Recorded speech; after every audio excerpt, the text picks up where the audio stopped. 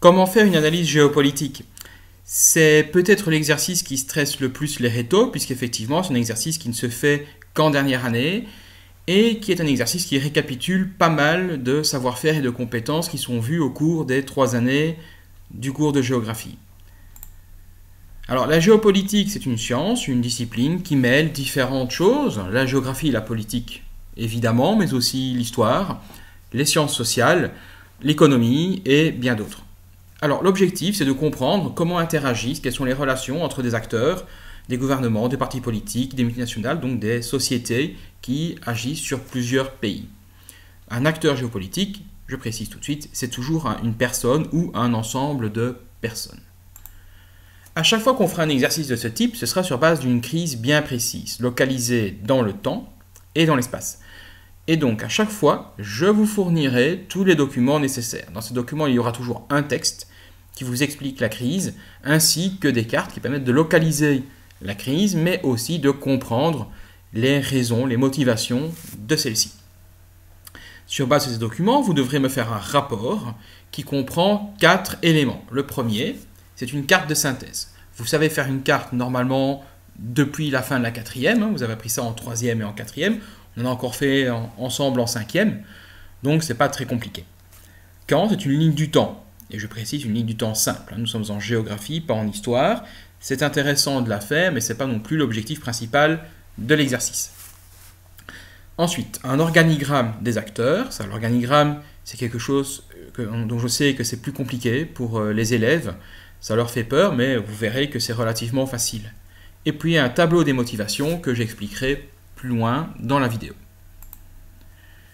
Pour vous expliquer cette vidéo, je vais le faire sur base d'un exemple, à savoir la crise politique en Belgique, et centré sur le point de vue de la NVA, afin de prendre un contre-pied et de faire quelque part quelque chose d'utile. Première question, où? Alors, dans une carte, sur une carte, il faut des éléments indispensables. Le premier, c'est la carte en elle-même. Ici, on parle de la crise politique en Belgique, donc tout naturellement, je vais faire une carte de la Belgique. Soit ça vous sera fourni, soit vous devrez faire une carte schématique, vous savez ce que c'est. Ensuite, vous avez un titre à mettre. Ce titre doit comporter 2 éléments. La zone, ici c'est la Belgique, et le thème, ici c'est la géopolitique. Donc vous avez le choix entre géopolitique de la Belgique ou bien Belgique 2. Géopolitique. Pour moi, c'est chou vert et vert chou. Élément suivant, c'est l'échelle. Vous aurez systématiquement une carte de référence avec une échelle qui vous permettra de recalculer une échelle sur votre carte à vous. Et le dernier élément, c'est bien entendu une légende.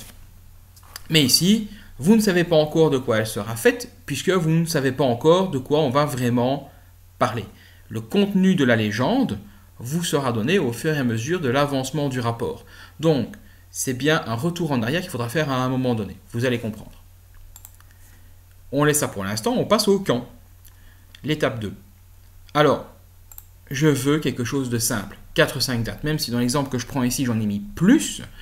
Mais ce n'est pas nécessaire de me mettre des dates à foison, ni même de faire quelque chose d'extrêmement précis au millimètre près.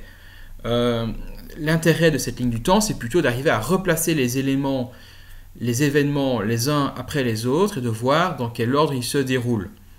Si on prend la Belgique, on a la romanisation et les invasions barbares, donc la fixation de la frontière linguistique, qui est progressive à cette période-ci, le traité de Verdun, qui est un peu accessoire, la Révolution française, qui met fin à l'Ancien Régime avec la création du Royaume des Pays-Bas, la création de la Belgique sur base d'un séparatisme, et puis en 1994, le fédéralisme qui se met en place avec ses conséquences actuelles. Voilà, c'est tout simple. Ces dates vous sont évidemment fournies dans le texte.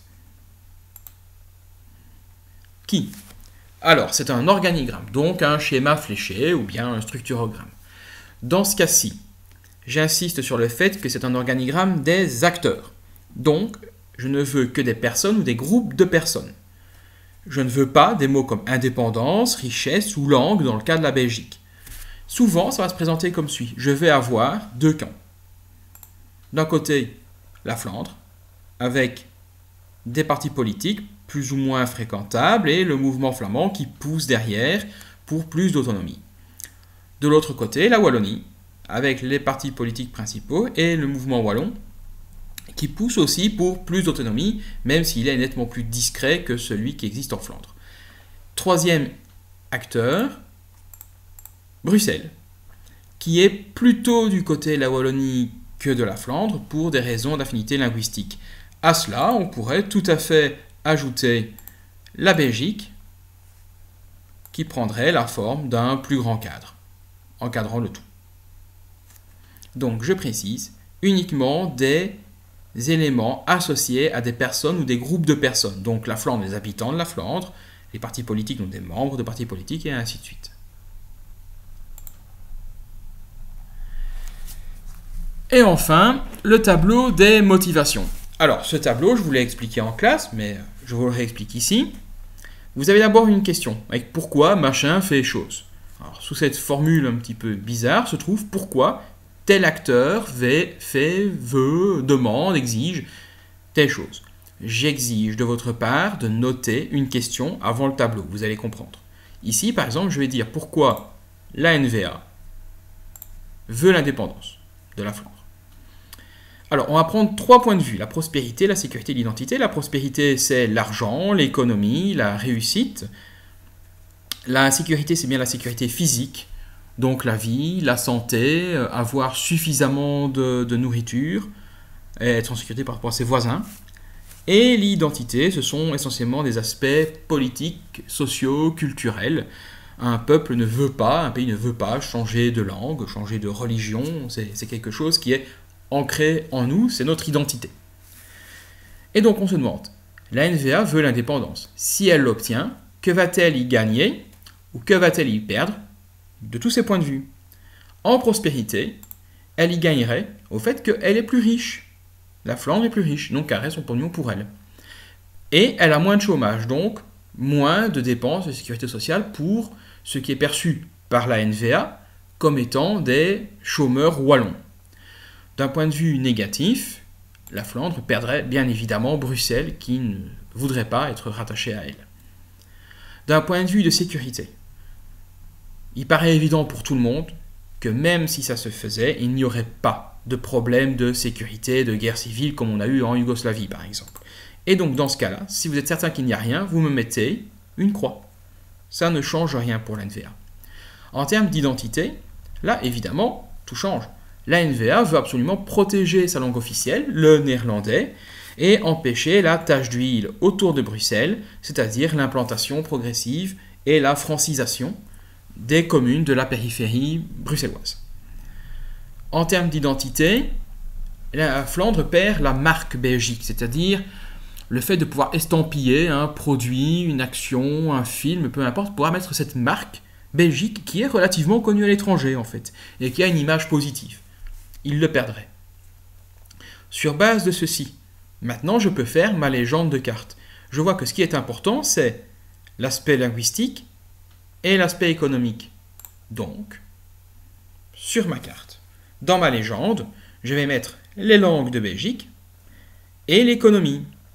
Le français, le néerlandais et l'allemand, avec évidemment la zone bilingue de Bruxelles, et on voit le clivage nord-sud. Pour l'économie, on met les zones les plus riches, c'est-à-dire essentiellement le triangle A, B, G, donc Bruxelles, Anvers, Gand, et une partie du Brabant wallon qui profite de la locomotive économique qu'est Bruxelles. Et puis le chômage important dans certaines zones, essentiellement dans le Hainaut, Mons, la Louvière, Charleroi, autour de Liège et de Verviers, mais aussi dans le Limbourg, là où c'était les mines. Et donc voilà, à ce stade-là, vous avez terminé votre analyse géopolitique, vous savez, vous comprenez et vous pouvez expliquer pourquoi la NVA veut l'indépendance de la Flandre. De son point de vue, c'est une bonne chose.